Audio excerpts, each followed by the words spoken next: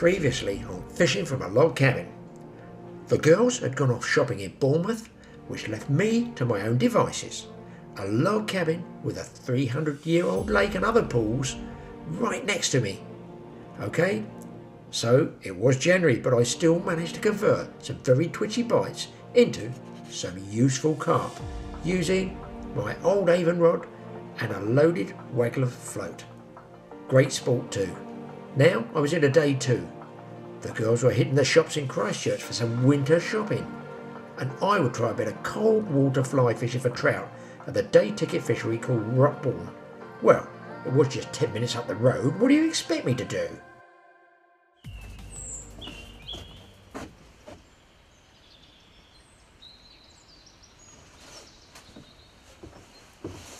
Well, believe it or not, I've actually gone from one log cabin to another. Last night the heavens opened. Unbelievable. Big wind, tons of rain, the ground's like a sponge. But another great big log cabin. I'm here at Rockbourne Trout Fishery and they've stocked some Arctic char. But there's not exactly a lot of people fishing at the moment, but I assume because they think maybe it's flooded, I don't know.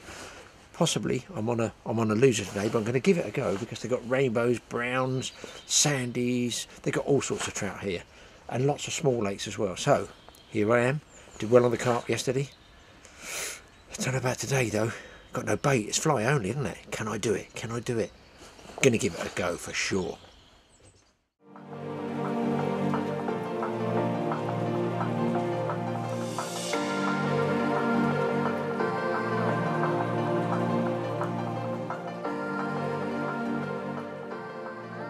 I could got polarising glasses on. The rod I'm using, because as some of you do ask, really old one, obviously for bonefish to be honest. It is called a Martech of England, 9.5 foot, throws a 6 to 8, which is unusual. And use a floating line, probably forward tapered. I've got quite a short leader on. Actually, I wanted to tie a longer one on, but because of all the rain last night, it's been a bit coloured. I probably won't see the fish I'm going to actually be targeting, so I think the shorter leader won't spook them from the fly line. And the fly I'm using is one of Sid Knight's smalls, like a mini dog nobbler. A lot of these flies are pretty much all the same. Anything with a tungsten head bead and then a body dressing behind it, they're all fairly similar. Obviously there's different with colours, of course they are, but the principle is the same. They sink down fast. The marabou tail here at the back wavers like a little fishy tail, and we'll find out whether they want it fast or slow. It's a good fly. I say there's many that Sid does, but we're going to give this one a try. I'm not saying it's the best fly. Wouldn't normally start with it, but I'll give it a go and see if these Arctic char, or indeed any trout, is interested in it.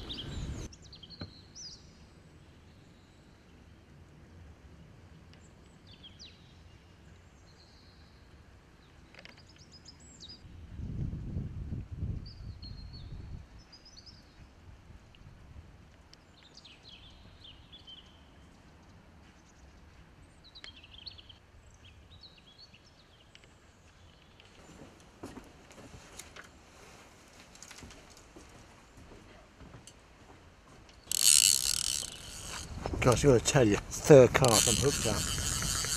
Big fish came in close. Looks like a rainbow. Looks like a big rainbow. That was an absolute result. I mean, after that carp fishing yesterday, to be able to pick up a fish. Let me just zoom down there. That's not a small fish. That is not a small fish, guys.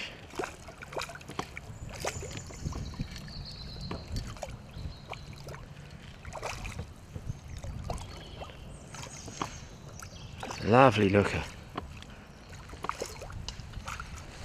I just saw the fish come round twice. Just cruising up and down the margins. I was actually trying to find my fly sinking depth. And there you go. Big fish.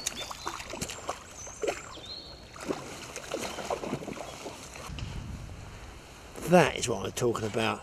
A prime winter rainbow. Following those carp, what a result. Well, I've moved from the other lake because it's where more people gradually turning out, starting to fish. So I've moved away from there, disturbs the fish a bit.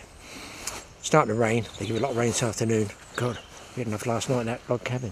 Found an absolute pack of fish just in here, just under the surface. Now there are sandies in there. I can see one. I've never caught a sandy before.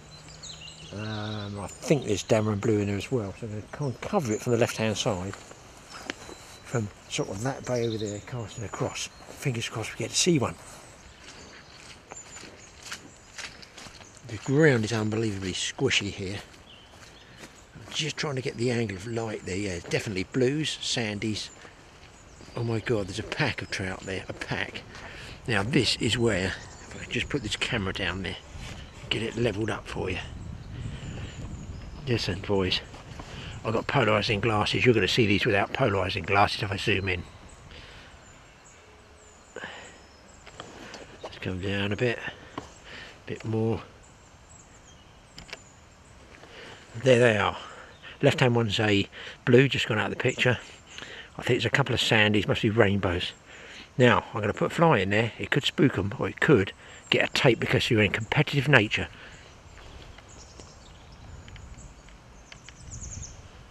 I'll tell you what I'll do. I'm going to leave it. I'll put the fly on, I'm going to leave the camera running. And then you might be able to see the response. Either the trout will chase and snap, or they're just going to spook. Here we go.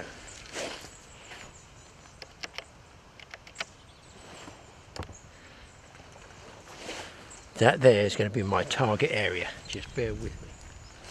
Hopefully I can get the fly back there.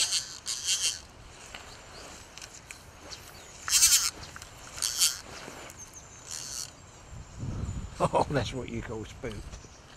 Zoom. I'll let it sink, and then I'll start stripping back. Okay, here comes one. Nothing. The first time they spook, the second time they might not. Okay, I'm slightly to the right.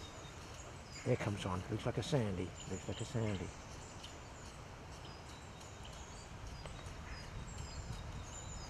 Got him. Fish on. Fish on, people. What type is it? Fair chance at that one. Soon pull that back. Could be a rainbow. But you could see the actual competitive nature there. Liable to be a rainbow, because rainbow are going to be more aggressive. Let's move this down for you.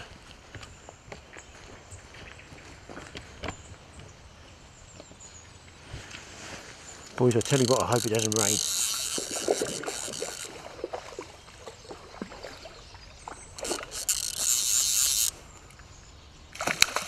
Yeah, it's a rainbow.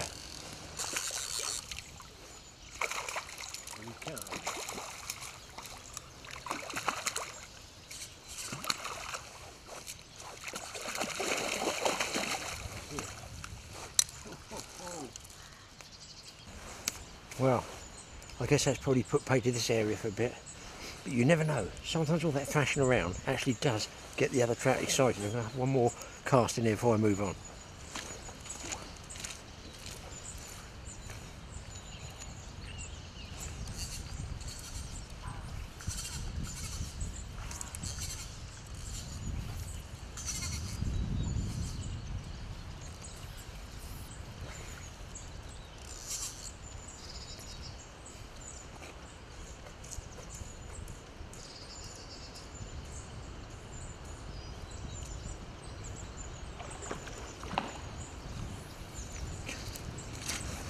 I was just pulling off for a back cast. I was pulling up for a back cast and then got hooked up again.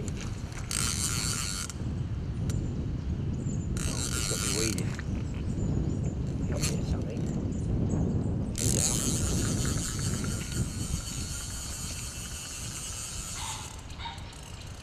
Oh. Yeah, that one lost me in the weed. I was literally stripping off to lift for a back cast and he nailed it.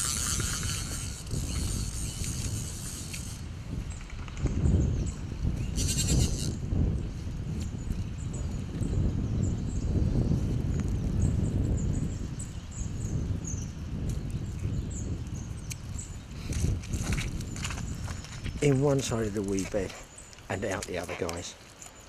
Lucky it didn't pop the line. Man, that weed smells. That does not smell good.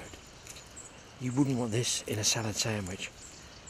And I think that's all the wife left me because they've gone off shopping.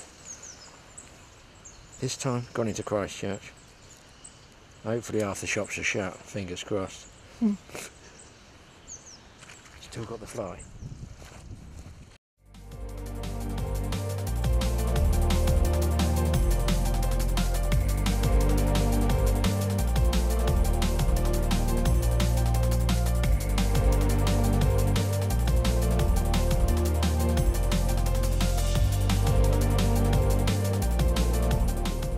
For me, winter fly fishing means cold water. Cold water, you would be surprised to think, would be a slow retrieve, when in fact I like a fast retrieve. What it is, trout like cold water. They are much more sparked up when the oxygen content of the water is high, and that's when it's winter time. Now just look at the speed here. I'm stripping in this fly out. I'm absolutely banging it in there, fast and fast and fast, in 2 foot long strips. You wouldn't think a fish would catch that, but in fact, yes, even at that speed, I can load up on a trout.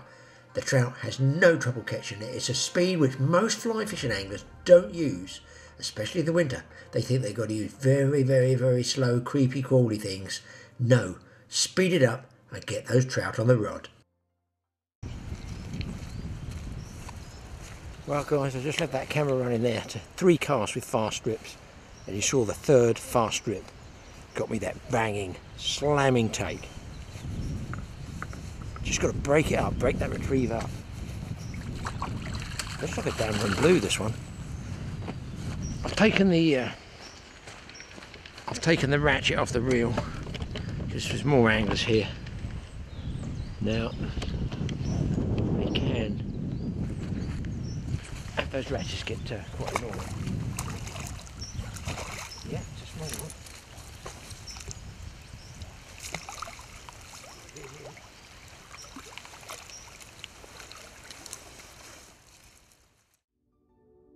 Well, it seemed like those trout were almost on the feed, the same as the carp in the other lake on the previous day. Now you can see here, I'm using those long strips again, but please don't just use it all the time. The object of the exercise is to induce a take from a trout that might not otherwise want to chase anything. I've no idea why they want to chase in the winter. You'd think they'd be going slow, but they don't. You can also break that speed up and not just have a constant speed, but don't be afraid. You can have a long, slow one. You can put a few jerky stops in there, anything to get them to take. Now here's a totally awesome tip. I've been catching and I've come around the other side of the lake. No problems. Except now, this rain and wind starting to pick up, and it's coming from the right-hand side. Now for a right-handed caster, that means it's going to be pushing the fly line as you cast it into your body, into your face. Dangerous. So why not just cast, stand with your back to the wind and do back casts. You won't get as far probably, but at least you can still stay in that fishy area, can't you? But you don't get that risk of getting a fly stuck in your face.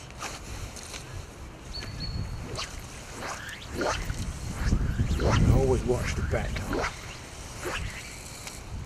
That way it's pushing the fly line going all away from me, not pushing it onto my body like that. You still retrieve the same, but you just don't have that danger. It's something to do. A lot of people don't like fishing with that wind on your side, but if the fish are in front of you, why would you not try it? Just change your tactics of cast into a back cast. Feels like I've got a decent fish hooked up here. Do you know what? I went straight back to black. As soon as I made the change to black, I got a fish hooked up. I find that bizarre, you know, a slight tinge of colour in the water. I don't feel a bad fish, this one. And you think that's going to take me in the rushes. You think that a bright turquoise, you know, they'd see the flash and everything like that, but this is black. It's one of Sid's mini dog nobblers.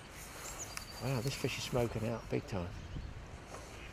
You think they see the flash, but I think maybe do they see the black as a contrast against the sky because it's cloudy? I don't know. I'm going to walk this fish down. I'm going to lose it otherwise. This one's absolutely desperate to get into the rushes. I think I've got him out now. He's not a particularly big one, you know. He's about 3.5 pounds rainbow. Oh my golly! Is he putting a bend in the rod or what?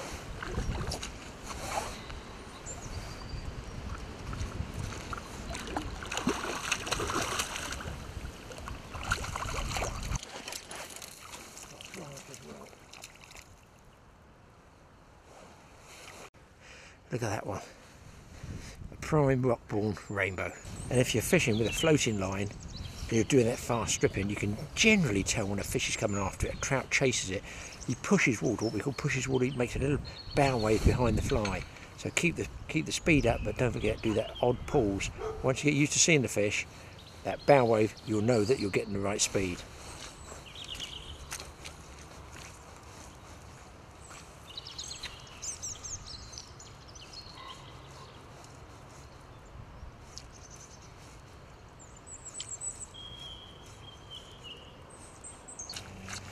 Well, excitement all round, guys. I think I've got one of those sandy trout on. Could be a sandy or a goldie. Be honest, I don't know the difference, and I don't think I care. Just want to get it in to show you.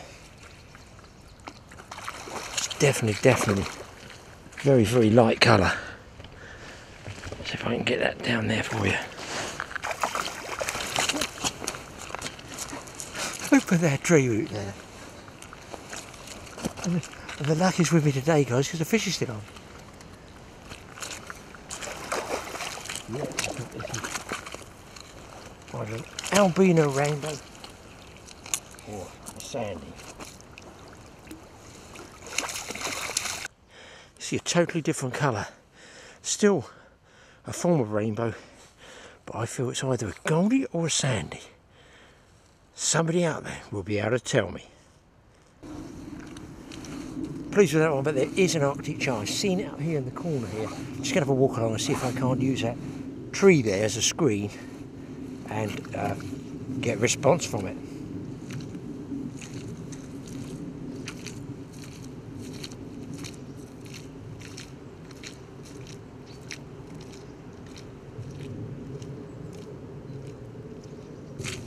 Well, I can't see it now, but they got like a white leading edge of their pectoral and ventral fins, which is sort of, I guess, links them to the brook trout. Definitely was, I feel, an Arctic char. So I think the best thing I could do is just keep walking around. Well, I've still got what little light there is before the rain comes in.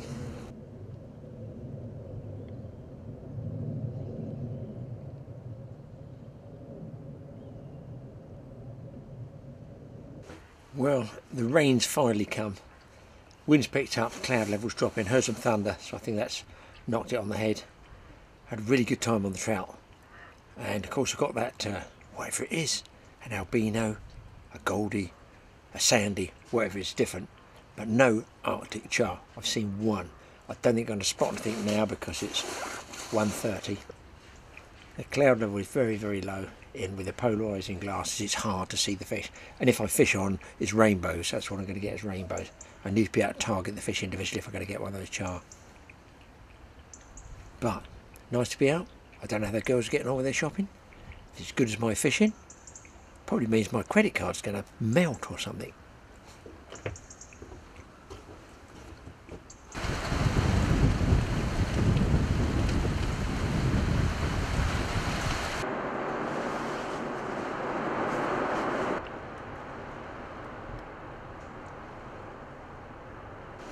Well, it's definitely rain stop. I've had to retire to the lodge. So, had a great time on those carp. Unbelievable time on the trout. I've done really well. Well pleased. So in the middle of winter, here we are, January. Well, goodness me, it's still worth getting out if you get a mild spell. Anyway, thanks for watching the Totally Awesome Fishing Show. Watch out for Mike's Smoking Hot. TA Outdoors is doing some huge numbers. I think 70,000 views in one day. Not bad, is it, really? Another poor chap walking up with his one tray. He's absolutely soaked. We'll see you next time. If I can get out with a head cam, this blows through. I don't think it will. I'll try one last cast for that Arctic char. But I've got to tell you guys, it ain't looking good.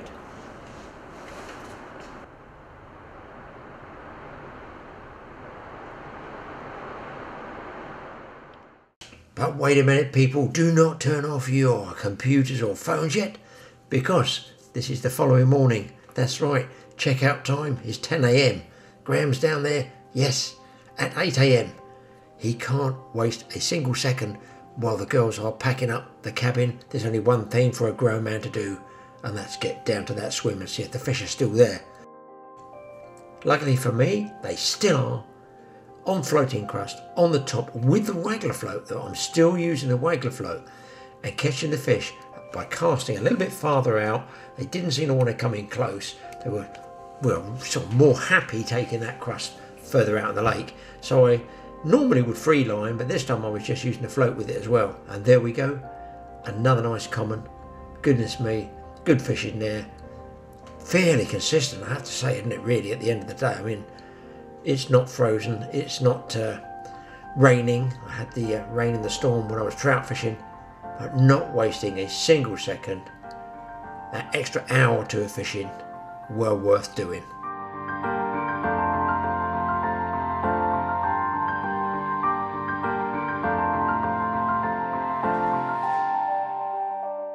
I'm just using the last few slices of crust, trying to get that bait out on the water.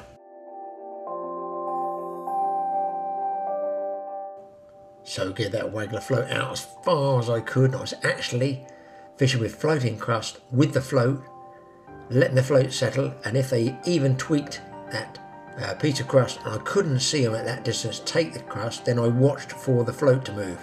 It's coming up in a minute. You won't see it on the camera, but I can just see the tip of the float.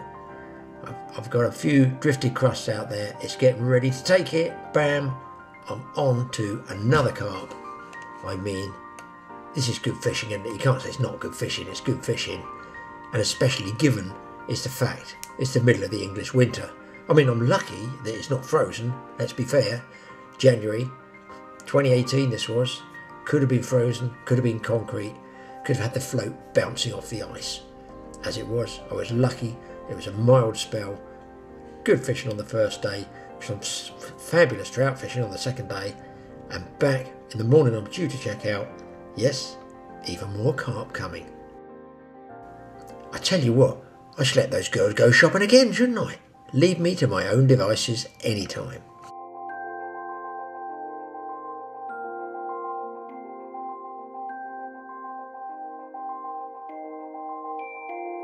Well, I had a pretty good 2 days. It's just some extra footage while we play out here. Fishing back at Rockthorne for the trout. Listen, thanks for watching this film. It's a 2-part one. If you ever get a chance to go to those log cabins, I can suggest they are pretty cosy inside. We're not selling trips there, obviously. I pay full price, the same as everybody else. But it's some good fishing down in that Hampshire area, even in the middle of winter. So thanks for watching the Totally Awesome Fishing Show. Look out for my Totally Awesome Outdoor Show, which is going nuts. I mean, look at this man. He's a trout machine, is he not? And we'll see you again next time we have one of our films on the beach, the boat, the bank, the river, the sea. Is going to be wherever I can get a fishing rod. Thanks for watching, people.